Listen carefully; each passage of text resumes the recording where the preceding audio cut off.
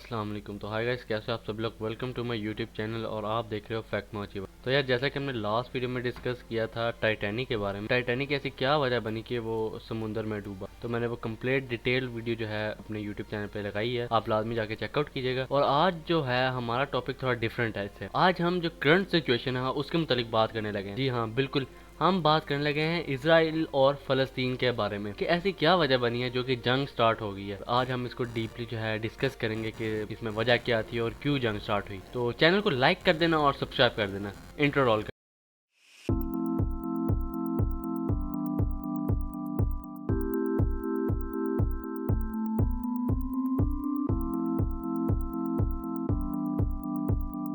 जैसा कि आप सबको मालूम है कि अब इजराइल और फलस्तीन के दरमियान जंग छिड़ चुकी है। 7 अक्टूबर सुबह 6:30 बजे जब ज्यादातर इजरायली लोग अपने घरों में सो रहे थे कि अचानक से एयर रेड सायरन्स बजने लगे। कुछ ही देर में हजारों की तादाद में रॉकेट्स इजराइल के शहर पर बरसने लगे। एक न्यूज में आया है कि कम से कम 2200 रॉकेट जो कि इजराइल पर फलस्तीन की जानिब से छोड़े गए थे, जबकि हमास ग्रुप कहता है कि 5000 रॉकेट छोड़े गए। अब आम तौर पर आप लोगों ने तो ये बात सुनी ही होगी कि इजराइल के पास एक आयरन डोम सिस्टम है। इसका मतलब ये है कि इनके पास दुनिया का सबसे बेहतरीन एयर डिफेंस सिस्टम है। जब भी रॉकेट्स इस मुल्क पर अपना अटैक करते हैं तो ये मिलिट्री टेक्नोलॉजी का इस्तेमाल करके उन रॉकेट्स को इंटरसेप्ट करता है और उसे हवा में ही तबाह कर देता है, सिर्फ इसी वजह से ताकि वो इसराइल के शहर को प्रोटेक्ट रख सके। लेकिन यहाँ बड़ी बात तो ये है कि सिर्फ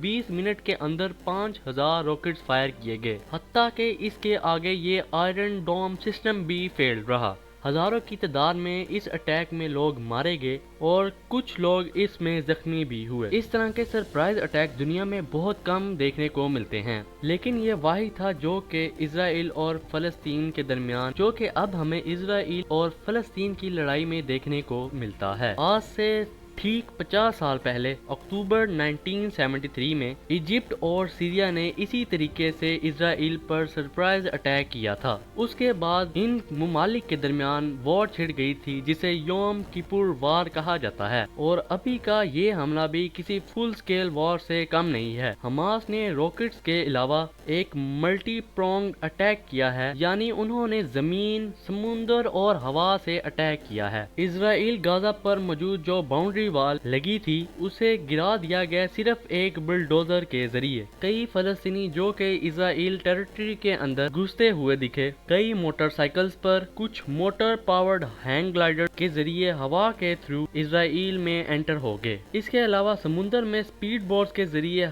हमास के लोगों ने इजराइल पर हमला किया। कई सारे ये इवेंट्स हुए सिर्फ एक ही दिन के अंदर अंदर। इजराइल गाजा पर मौजूद एक मिलिट्री बेस पर भी हमला किया गया, इजराइली टैंक को भी कैप्चर किया गया, कई इजरायली सोल्जर्स को भी कैप्चर किया गया और उन्हें अपना बंदी बना चुके हैं। और बॉर्डर पर मौजूद इजराइल के जो गांव और शहर थे वहां पर भी हमास के लोग अंदर घुस गए हैं। बहुत से सिविलियंस यहां पर मारे जा चुके हैं, कईयों को होस्टेज बनाया गया है और इजराइल ने इसके रिस्पॉन्स में एक स्टेट ऑफ वार का ऐलान कर दिया है। इजराइल मिलिट्री ने गाजा पर भी एयर स्ट्राइक की जिसमें उसने हमास के तकरीबन 1000 से ज्यादा लोगों को शहीद कर दिया। एक बार इस सारी सिचुएशन का कॉन्टेक्स्ट समझने के लिए इस नक्शे पर नजर डालते हैं। इजराइल और फलस्तीन दोनों मिडल ईस्ट में लोकेटेड हैं, लेकिन नॉर्थ में है लेबनान का देश और नॉर्थ ईस्ट में सीरिया और ईस्ट में जॉर्डन, साउथ वेस्ट में इजिप्ट और वेस्ट में है मेडिटेरेनियन सी।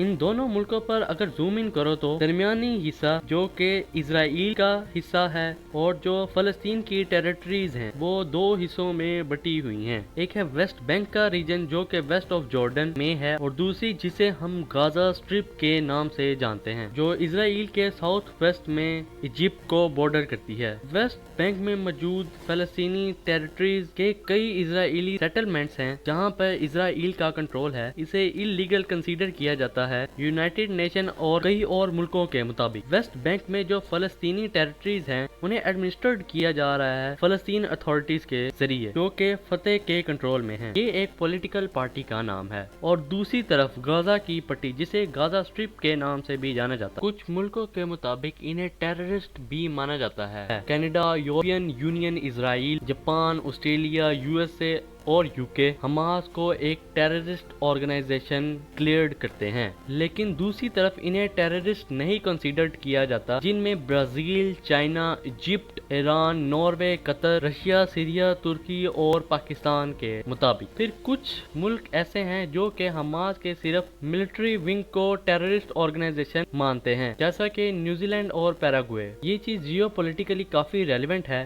کیونکہ ہم آگے دیکھیں گے کہ جو آج کی سچویشن ہے ان پہ مختلف ملک اپنا کیا ریئیکشن دیتے ہیں۔ اگر ابھی کی لڑائی کا نقشہ دیکھا جائے تو ہم دیکھ سکتے ہیں کہ غزہ اسٹرپ جو کہ ریڈ کلر میں ہے، جو کہ اسرائیل کی ٹیریٹری میں کتنا اندر گھس گئے ہیں فلسطینی ملیٹنٹ، جیسا کہ آپ کی اسکرین میں ایک بلو کلر نظر آ رہا ہے۔ حماس کے ملٹری کمانڈر محمد الدیف نے اس پورے آپریشن کو الاقصی فلڈ کا نام دیا ہے اور کہا کہ حماس یہ اس لیے کر رہا ہے کہ کیونکہ اسرائیل نے فلسطینیوں کے اوپر ظلم کیا۔ اسپیسیفکلی یہ رسپانس ہے الاقصی مسجد میں جو ہوا تھا۔ اگر آپ جاننا چاہتے ہیں کہ جیروسلم میں موجود الاقصی مسجد میں کیا ایشو ہوا تھا تو ہم جلد ہی اس کی بھی ویڈیو بنائیں گے۔ اسرائیل نے رسپانس میں اپنا جو حملہ لانچ کیا اسے آپریشن آئرن سورڈز کا نام دیا گیا ہے۔ اسرائیلی ڈیفنس فورسز، جنہیں IDF کے نام سے بھی جانا جاتا ہے، انہوں نے اپنی نیوی، ایئر فورس اور گراؤنڈ فورس سب کو تعینات کر دیا ہے۔ ساتھ ہی ساتھ انہوں نے غزہ میں ڈرون اسٹرائکس بھی لانچ کر دی ہیں۔ اسرائیل کے انرجی منسٹر نے ایک آرڈر سائن کیا ہے کہ غزہ میں بجلی کی سپلائی کاٹ دی جائے۔ کافی حد تک یہ بجلی اسرائیل کے تھرو سپلائی کی جاتی ہے غزہ میں۔ اسرائیل کے prime minister Benjamin Netanyahu نے ایک ٹیلی ویژن ایڈریس میں کہا، citizens of Israel we are at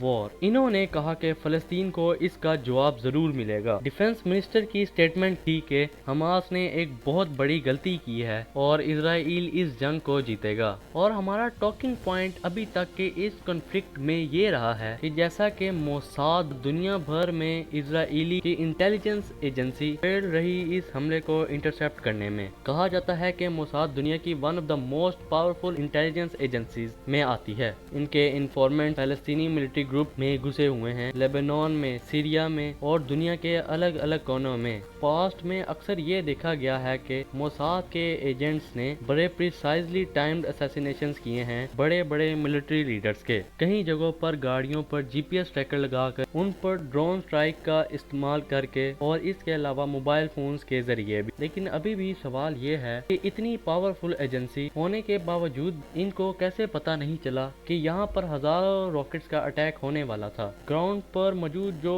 Gaza border پر اسرائیل کی فینسنگ لگی ہے، وہاں پر کیمراز، گراؤنڈ موشن سینسر اور ریگولر آرمی کے پیٹرولز ہوتے ہیں۔ اس طریقے کے سمارٹ بیریئرز کیوں فیل ہو گئے؟ ڈومیسٹیکلی اسرائیل کو بہت کرٹیسزم فیس کرنا پڑ رہا ہے۔ فارمر اسرائیل کے جو نیوی ہیڈ تھے، انہوں نے اسرائیل کے ٹی وی چینل جو کہ چینل 12 کو کہا کہ یہ ان کی گورنمنٹ کا سب سے بڑا فیلئر ہے۔ پورا اسرائیل صرف ایک ہی بات پوچھ رہا ہے، کہاں ہے IDF، کہاں ہے پولیس اور کہاں ہے سیکیورٹی؟ اس نے BBC کو بتایا کہ ایک میجر انویسٹیگیشن جو کہ پہلے سے ہی شروع ہو چکی ہے اس انٹیلیجنس فیلئر کو لے کر۔ ٹائمز آف اسرائیل نے اس چھپی خبر کو بھی دیکھ لیجئے، جس کے مطابق ایجپٹ کے انٹیلیجنس آفیشلز نے بار بار اسرائیل کو وارننگ دی تھی کہ کچھ بڑا ہونے والا ہے، لیکن پھر بھی ان وارننگز کو اگنور کیا گیا۔ دوسری طرف اگر انٹرنیشنل ریئیکشنز کی بات کریں تو امریکہ کے پریزیڈنٹ جو بائیڈن نے اس اٹیک کو کنڈیم کیا اور کہا کہ وہ راک سالڈ اور ان ویورنگ سپورٹ دکھاتے ہیں اسرائیل کے فیور میں۔ یورپین یونین کے فورن پالیسی چیف کا بھی یہی کہنا تھا کہ وہ اسٹرانگلی کنڈیمز کرتے ہیں اس اٹیک کو اور کہتے ہیں کہ انٹرنیشنل لا کے حساب سے اسرائیل کے پاس خود کو ڈیفینڈ کرنے کا رائٹ ہے۔ انہوں نے کہا کہ اسرائیلی ہاسٹیجز کو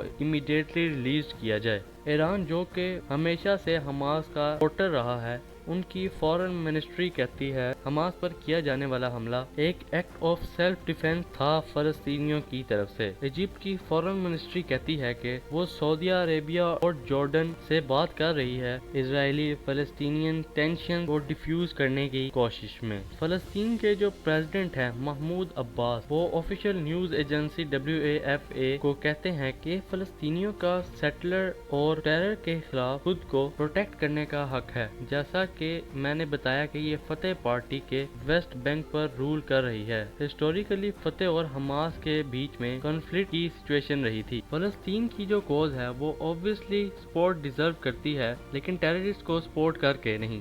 لیکن اب ادھر یہ دیکھنا رہ گیا ہے کہ پاکستان، سعودیہ، ایران، ترکی اور باقی ممالک بھی فلسطین کا ساتھ دیتے ہیں یا نہیں۔ امید کرتا ہوں کہ آج کی ویڈیو آپ کو پسند آئی ہو۔ اگر اس ویڈیو میں آپ کو کچھ بھی چیز کی نہ سمجھ آئی ہو تو آپ کمنٹ میں لازمی بتا سکتے ہیں۔ ملتے ہیں جلدی نیکسٹ ویڈیو میں۔ Thank you so much for watching. اللہ حافظ۔